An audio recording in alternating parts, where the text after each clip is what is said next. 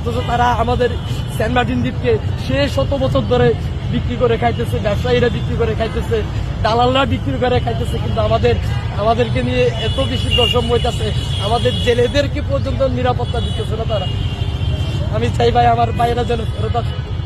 আমার এই সংগ্রাম আমার বাইরের জন্য, আমার খালাম্মার জন্য, যিনি তার মৃত্যুর আগে তার ছেলেদেরকে জাস্ট একটা বার দেখতে চাই।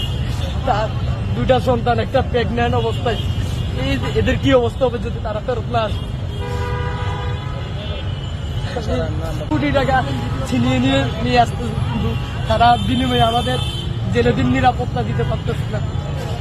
এই জেলেদেরকে ধরে নিয়ে গেছে আজকে 5 মাস ধরে একটা পরিবারের কথাই আপনারা জানতেন, তাহলে 420 জনের কয়টা পরিবারের কি অবস্থা আছে।